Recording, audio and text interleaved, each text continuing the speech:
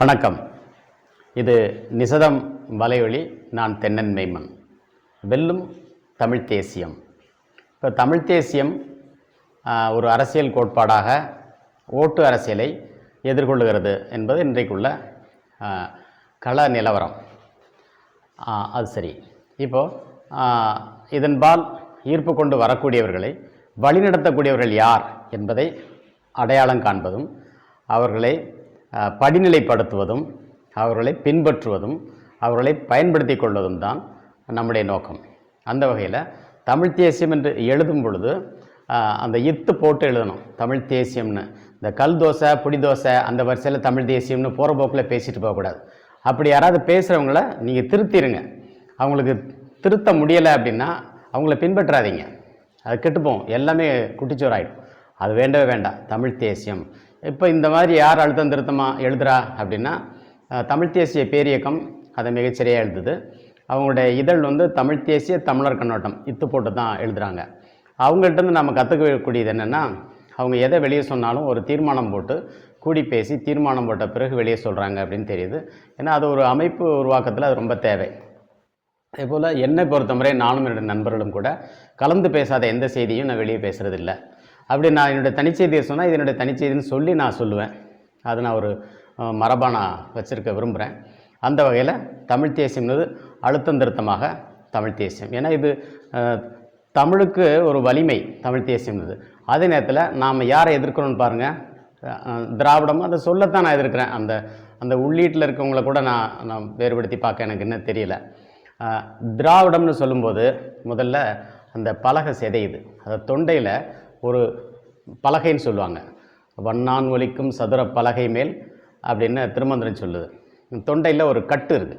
அந்த கட்டை முதல்ல உடைக்குது அப்படின்ட்டு அந்த ஒரு ஓசை தெரியும் உங்களுக்கு. பிறகு திராவிடன்னு சொல்லும்போது நுனி நாக்கு அதிருது.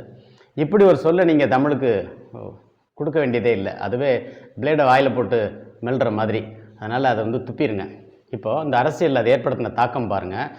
அதிமுகலேருந்து வெளியே கட்சி தொடங்கின தினகரன், டிடி எத்தனை டி 2 டி தானே, டிடிவி தினகரன், அவர் அமமுகான்னு போடும்போது திராவிடத்தை தவிர்த்துட்டார். ஆனால் வெளியே எங்கேயா திராவிடத்தை எடுத்து பேசுவார்னா பேச மாட்டார். ஏன்னா அவர் காரியக்காரர். கரெக்டாக விஜய் மட்டும் மோப்பம் முடிச்சார் பாருங்க. இதுதான் இது அரசியல் தரகர்கள் அப்படி தான் இருப்பாங்க. இவங்கெல்லாம் போராளி தலைவர்கள் கிடையாது. அதை நம்ம பார்த்துக்கணும். அவங்க தான் நம்ம வழிக்கு வரணும், அவங்க வழிக்கு நாம் போகக்கூடாது. கவனமாக இருக்கணும். ஒன்று அதே மாதிரி தமிழக வெற்றி கழகம்னு ஒன்று அவர் கட்சியை தொடங்கினா தானே கடைசி நேரத்தில் கூட்டணி வச்சுக்கலாம் அப்படிங்கிற நோக்கத்துக்காக உருவாக்கப்பட்ட அந்த கட்சி திராவிடத்தை தவிர்த்துருக்கு. அப்படின்னா என்ன அர்த்தம்? தமிழ் தேசியன்னு பேசுகிறவங்க பேசிக்கிட்டே இருங்க, நாங்கள் சத்தம் போடாமல் காரியத்தை முடிச்சுட்டு போகிறோம் அப்படிங்கிறதானே. அப்போது இந்த திமுக திராவிடத்தை கழட்டி விட்டு வேறு பேர் வச்சுருப்பாங்களா அப்படின்னா நாம் கவனமாக இருக்கணும். ஏன்னா கொஞ்ச காலமாகவே அவங்க தகைசால் தமிழர் அப்படின்னு பட்டம் கொடுக்குறாங்க, 10 லட்ச ரூபா பரிசு கொடுக்குறாங்க. இப்போ நாளைக்கு இவங்களுமே திமுகங்கிற பேரை தூக்கி போட்டுவிட்டு தகைசால் தமிழர் முன்னேற்ற கழகம் கூட வைக்கலாம். விழிப்போடு இருக்கணும். நீ என்ன வேணாலும் வச்சுக்கிட்டு வா, ஆனால் நாங்கள் இனவரைவு செய்த தமிழ் தேசியத்தை தான் இந்த ஓட்டு அரசியலுக்கு நம்புகிறோம். அப்போ இதை நோக்கி நாம் நகர்த்தணும்னா நீங்கள் அடிப்படையாக தெரிஞ்சிருக்க வேண்டிய செய்தி, ஒரு 100 ஆண்டு வரலாறு நீங்கள் தெரிஞ்சிருக்கணும். அதில் 1925 ஒரு ஆவணம் இப்போ நான் சொல்ல போகிறேன். அதை தேடி எடுத்து கையில் வச்சுக்கோங்க. கிடைக்கலன்னா எங்களுக்கு கேளுங்க, நாங்கள் தரோம். மூசி பூர்ணலிங்கம் பிள்ளையோட the Tamil university, the work done and to be done அப்படின்னு 1925 துவக்கப்பட்ட ஒரு ஆவணம். 23 ஒரு மாநாடு நடக்குது. 25 அதை அவர் வெளியே தெரியப்படுத்துகிறாரு. அதில் 25 தமிழறிஞர்கள் இருக்கிறாங்க. அதில் பாவை மாணிக்க நாயக்கர், நாமு வெங்கடசாமி நாட்டார், இந்த மாதிரி பேரறிஞர்கள்லாம் இருக்கிறாங்க. இவங்கெல்லாம் சேர்ந்து தமிழ் பல்கலைக்கழகம் தொடங்கணும் அப்படிங்கிற ஒரு கோரிக்கையை வைக்கிறாங்க. அன்னைக்கு தமிழ் மினிஸ்டர் டிஎன் சிவஞானம் பிள்ளை. அந்த ஆவணமே தமிழ் தேசியத்தினுடைய ஒரு எதிர்காலத்துக்கான பல 100 ஆண்டுகளுக்கான யோசனையை சொல்லக்கூடிய ஆவணம்.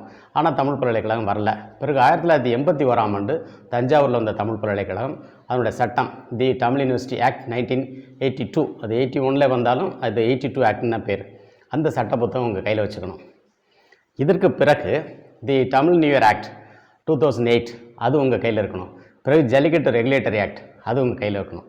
இது இருந்தால் தான் இப்போ நான் சொல்ல போகிற செய்தி உங்களுக்கு புரியும். அது என்னென்னா, ஈழத்தில் பதைக்க மக்கள் படுகொலை செய்யப்பட்ட பிறகு ஒரு மாநாடு நடந்துச்சு. அது 1ஆம் உலக தமிழ் செம்மொழி மாநாடுங்கிறது எல்லாருக்கும் தெரியும். 2வது மாநாடு அவங்க போடலை. இதுக்கிடையில் செய்தீர் செம்மொழி மாநாடுன்னு ஒன்று தமிழ் தேசியம் கொண்டு வரணும் அப்படின்னு நான் இதுக்கு முன்னால் வலைவலியில் பேசியிருக்கேன். அது தொடர்பான ஒரு செய்தியை சொல்கிறேன். I spoke to the president of Sri Lanka last night over phone, special correspondent அப்படின்னு தி ஹிந்து எழுதுது. யார் எழுதியிருப்பா நீங்கள் பார்த்துங்க, அதே மவுண்ட் ரோடு மகாவிஷ்ணு.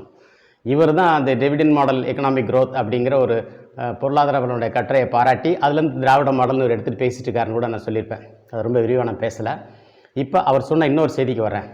இவர் என்ன சொல்கிறார், இந்த Mount road Mahavishnu, can anybody codify the core values of classical art? No, nobody can, it is very hard is in it அப்படின்னு அவரே கேள்வி கேட்குறாரு. இப்படி ஒரு செய்தி வந்த கொஞ்ச நாளில் music and fine arts university act 2013 அப்படின்னு ஒரு சட்டம் வருது. அந்த சட்ட புத்தகத்தை வாங்கி படித்து பார்த்தா இந்த தமிழ் யூனிவர்சிட்டி ஆக்டோட பல சென்டென்ஸ்லாம் அப்படியே இருக்குது. சரி, நடத்திட்டு போகிறாங்க. அதோட சிறப்பு என்னென்னா, அந்த பல்கலைக்கழகத்துக்கு வேந்தர் வந்து தமிழக முதலமைச்சர். யார் முதலமைச்சராக இருந்தாலும் அவங்க தான் வேந்தராக இருப்பாங்க, ஆளுநர் இல்லை. அப்போ ஆளுநர் இல்லாத பல்கலைக்கழகங்கள் இந்திய அளவில் எத்தனை இருக்குன்னா, ஏற்கனவே ஒன்று இருக்குது, இது 2வது நிறுவனம் அப்படின்னு சொன்னாங்க. நெருங்கி கேட்கும்போது இல்லை இதுதான் முதல் நிறுவனம் அப்படின்னாங்க. அது கொஞ்ச நாளில் என்ன ஆச்சுன்னா, doctor J Jayalalithaa university of fine arts அப்படிங்கிற மாதிரி அது மாற்றப்பட்டது. ஆனால் அதில் என்ன, முழுக்க முழுக்க கர்நாடக இசையை முதன்மைப்படுத்திய ஒரு நிறுவனமாக அது இருக்குது. அதற்கு கீழே தான் மாமல்லபுரம் சிற்பக் கல்லூரி, அரசு கவின்கலைக் கல்லூரி, கும்பகோணம் கவின்கலைக் கல்லூரி இதெல்லாம் இன்றைக்கு இணைக்கப்பட்டு அரசு கவின்கலைக் கல்லூரியுடைய மேனாள் முதல்வர் ஓவியர் சந்துரு அவர்கள் நேற்று அதில் மதிப்பூர்வ முனைவர் பட்டம் பெற்றிருக்கிறார். மகிழ்ச்சி, அவருக்கு முற்றிலும் பொருத்தமானவர். இவர் பொருத்தமானவருங்கிறத நான் எப்போ கண்டுபிடிச்சேங்கிறது தான் இன்றைக்கி நான் உங்கள்கிட்ட பகிர்ந்துட்டு இந்த செய்தியை நான் முடிக்க போகிறேன். 2005ஆம் ஆண்டு வாக்கில் அரசு கவின்கலைக் கல்லூரியில் பட்டமளிப்புலாம் நடந்துச்சு. அதாவது இந்த பட்டம், அந்த படிப்பு அறிமுகப்படுத்தப்பட்டது 1981, 82 இல்லை, முதல் தொகுப்பு மாணாக்கர் வந்து 77 வந்துருச்சு அந்த பேச்சுலர் ஆஃப் ஃபைன் ஆர்ட்ஸ். ஆனால் அந்த நிறுவனம் தொன்மையான நிறுவனம், 125 ஆண்டுகளுக்கு மேலே தொன்மையான நிறுவனம். அதுவும் மாமல்லபுரம் கல்லூரிக்கு இந்த பட்டப்படிப்பு வந்தபோது அதோட பட்டமளிப்பு விழா ஓவியர் சந்துரு தலைமையில் நடந்துச்சு. ஓவியர் சந்துரு அப்போ முதல்வர் அங்கே இருந்தார். அந்த விழாவுக்கு நான் போயிருக்கேன், எதிரில் கூட்டத்தில் உட்காந்துருக்கேன். திறந்த வெளியில் கல்லூரி வளாகத்துக்கு நடந்துச்சு. அப்போ இவர் அந்த ரோப்ஸ் எல்லாம் போட்டிருக்காரு. ஆளுநர் வரல அதில், ஆனால் அதிகாரிகள்லாம் வந்திருந்தாங்க. அப்போ பையங்க என்ன பண்ணாங்க, மாணவர்கள் இடையில் ஒரு தேநீர் மேசையை கொண்டு வந்து போட்டாங்க. அதில் ஒரு துணியை விரித்தாங்க, 2 பீர் பாட்டிலை கொண்டு வந்து வச்சாங்க, ஒரு கப்பை எடுத்து வச்சுட்டு சுற்றி உட்காந்துட்டாங்க தண்ணி அடிக்கிறதுக்கு. இந்த பட்டமளிப்பு விழாவில் இப்படி பண்ணுனா பார்க்குறதுக்கு எப்படி இருக்கும்? நான் அதுலேருந்து ஒரு 10 ஆள் தள்ளி தான் உட்காந்துருக்கேன். நான் ஆடி போயிட்டேன். நம்ம நிறுவனங்கள் இப்படி பார்த்தது இல்லையே, இப்படி ஒரு ஒழுக்கக்கேடாக இருப்பாங்களா அப்படின்னு சொல்லி. இவர் மேடையிலேருந்து பார்த்துட்டு இருக்கார். இவங்க தண்ணி அடிச்சிட்டு இருக்கும்போது எப்படி பட்டமளிப்பு விழா நடத்துவார்? விறுவிறுன்னு இறங்கி வந்தார். ஓவியர் சந்துரு மாணவர்களால் மதிக்கப்படக்கூடிய ஒரு மிகப்பெரிய ஓவியர். அது இன்றைக்கும் இருக்குது. நான் கூட அவரை நான் எங்கே பார்த்தாலும் மதிப்போடு பார்ப்பேன். வந்தவர் என்ன செய்ய போகிறாருன்னு பார்க்கும்போது இவர் என்ன செஞ்சார்னா, இவர் ஒரு கப் எடுத்துச்சு ஊற்றுடான்னு சொன்னார். உடனே எல்லாம் எழுந்து ஓடி போயிட்டாங்க. அன்றைக்கே நினச்சிக்கிட்டேன், இந்த டாக்டர் போட்ட இவர் கொடுத்துடலான்னு. இதுதான் இன்றைக்கி நடந்துகிட்ருக்கு. என்னென்னா, ஜெயலலிதா ஆளுநர் இல்லாத ஒரு பல்கலைக்கழகத்தை கொண்டு வந்தாங்க. அதில் கருணாநிதி வாரிசு நிற்கிது. அப்போ இது எங்கே போய் நிற்கிது பாருங்கள், நிற்கட்டும். ஆனால் இந்திய அரசு அனுமதியோடு வாங்கின தமிழ் பல்கலைக்கழகம் 2025ஆம் ஆண்டில், அதாவது மூசி பொன்னிலிங்கம் பிள்ளையோட ஆவணத்தினுடைய 100வது ஆண்டில் துணைவேந்தர் இல்லாத பல்கலைக்கழகம் பட்டியலில் சேர்ந்துருக்கு. துணைவேந்தர் இல்லை, அங்கே ஒரு ஊழல் நடந்திருக்கு, அது நடவடிக்கை எடுக்கலைன்னு சொல்லி ஆளுநர் நடவடிக்கை எடுத்து விட்டார். அதை ஒன்றும் செய்ய முடியாமல் இருக்கிறாங்க. இழப்பு நமக்கு தானே, கண்ணில் மண்ணள்ளி போட்ட மாதிரி நடந்து போச்சு. சரி, இப்போ அந்த நிறுவனத்தை பயன்படுத்தி அவங்க என்ன செய்யலாம் அப்படின்னா, இந்த ஓவியர் சந்துரு தான் 2010 செம்மொழி மாநாடு நடத்தும் போது அதற்கான இலச்சினை வடிவமைச்சவர். அது மட்டும் இல்லை, அதில் பங்காற்றியவரும் கூட. அவருடைய பார்வை என்ன அப்படின்னா, நான் உலகளாவிய பார்வையுடையவன், தமிழ் என்ற குறுகிய பார்வையுடையவன் அல்லன் அப்படின்னு சொல்லக்கூடியவர். இப்போ நான் என்ன சொல்கிறேன்னா, அப்படி இல்லை ஐயா, நீங்கள் உலகளாவிய பார்வையுடையவங்கிறது எல்லாருக்கும் தெரியும். ஆனால் நீங்கள் தமிழளாவிய பார்வை உடையவரா? நீங்கள் தமிழ் அளாவி பார்த்துட்டிங்களா? நீங்கள் தமிழ் அளாவி பார்த்தீங்கன்னா, அளாவின்னு அளந்து பார்த்துட்டிங்கன்னா அது உலகத்தை விட பெருசாக இருந்தால் என்ன பண்ணுவீங்க அப்படிங்கிற கேள்வியை நான் முன்ன வைக்கிறேன். அதனால் நீங்கள் என்ன வேணாலும் செய்யுங்க. நீங்கள் 2ஆம் உலக தமிழ் செம்மொழி மாநாடு முடிஞ்சால் நடத்தி பாருங்கள். ஆனால் அதுக்கு 12 நாளைக்கு முன்னால் நாங்கள் செய்தீர் செம்மொழி மாநாடு நடத்துவோம். நீங்கள் என்றைக்கு நாள் அறிவிக்கிறீங்களோ அதிலிருந்து. ஏன்னா நீங்கள் 2010ஆம் ஆண்டு நடத்தும் போதும் அதுக்கு 12 நாளைக்கு முன்னாலே சென்னையில் ஒரு மாநாடு நாங்கள் நடத்தினோம். நானும் என்னுடைய நண்பர்களும் ஒரு சிறிய திட்டத்தில் சென்னையில் வடபழனி நினைக்கிறேன் தேவர் திருமண மண்டபத்தில் நாங்கள் நடத்தினோம். அது ஒரு முழு நாள் நிகழ்வு. அதில் ஐயா நெடுமாறனார் போன்றவர்கள்லாம் வந்திருந்தாங்க. அதோட தொடர்ச்சி விளைச்சல் இருந்துச்சு. ஆனால் அந்த மாநாடு வேலை செஞ்சிச்சு. அதே மாதிரி இந்த வரக்கூடிய புத்தாண்டில், அது தமிழ் புத்தாண்டு, மாதப்பிறப்பு, முழு நிலவு, இது போன்ற செய்திகளுக்காக இந்த தமிழ் தேசியம் எடுத்தாடப்படும் போது, குறிப்பாக மஞ்சு விரட்டு, உரிய நாளில் மஞ்சு விரட்டு வரும்போது தமிழ் தேசியம் அரசியல் கோட்பாடாக போற்றப்படும். நன்றி.